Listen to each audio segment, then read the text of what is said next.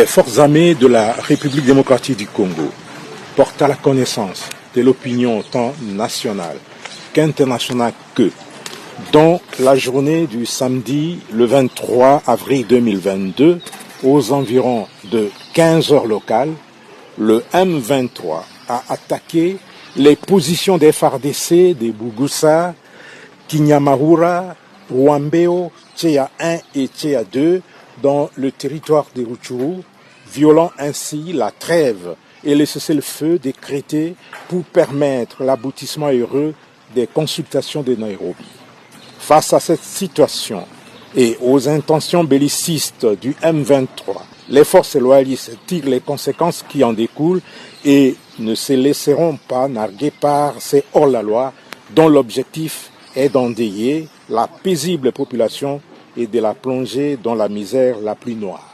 C'est officiel. Le général de brigade Kasongo Maloba assure désormais les commandements des opérations Sokola 1 Grand Nord. Son installation est intervenue ce samedi 23 avril 2022 au cours d'une cérémonie qui a été supervisée par le gouverneur militaire du Nord Kivu, le lieutenant-général Constant Ndi Makongba, à l'état-major secteur situé à Païda, dans la partie est de la ville de Beni. Le général de brigade Kasongo Maloba, en provenance de l'Ituri, remplace le général de brigade Mputela Kolito Bertin, appelé à assurer d'autres charges près d'une année après sa nomination à la tête de ce secteur. Le gouverneur des provinces a saisi l'occasion pour donner plus de tonus à tous les commandants et à travers eux aux hommes des troupes pour intensifier la lutte contre les ADF dans cette partie de la RDC. Constant Ndima invite la population à continuer d'avoir confiance en leur armée en général et particulièrement dans le nouveau commandement Sokola 1. Hier, vous étiez avec le général Mputela Bertin qui vous a commandé. Il a pris la parole tout à l'heure là pour vous remercier, vous encourager. Il est parti, mais le travail doit continuer. Et il a demandé le pardon, mais ce n'est pas en son nom. Il le fait parce qu'il est commandant. Normalement, quand il vous a puni, ce n'est pas Mputela, mais c'est le commandant secteur. Ça, c'est l'armée. Et ça ne doit pas être vu comme Mputela individu. Et lui aussi, il a dit, vous devez aussi l'excuser s'il il s'est comporté mal envers quelques-uns parmi vous. Au commandant secteur Sokola 1 Grand Nord entrant, mon général, soyez le bienvenu. Vous n'êtes pas étranger. Quand vous avez dit tout à l'heure que certains parmi vous le connaissent, oui, il ne peut pas être connu partout. Nous sommes plus de 15 000 hommes sous le drapeau. Le général ne peut pas, ou vous ne pouvez pas tous le connaître.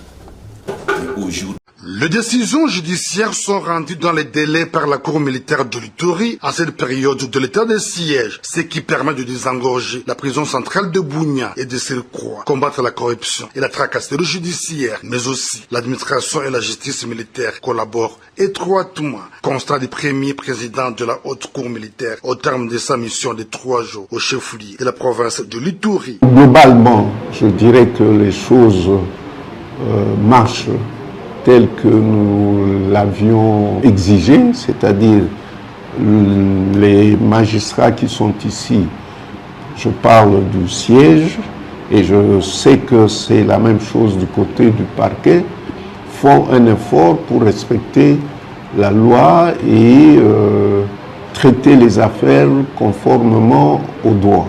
Occasion pour le lieutenant général Mutombo Katalai d'appeler la population de l'Ituri à continuer de faire confiance à la justice.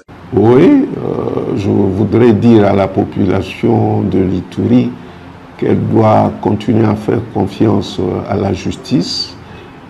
Elle est là, non pas pour, je dirais, innocenter le malfaiteur, aggraver la situation de l'innocent, mais elle est là pour trancher.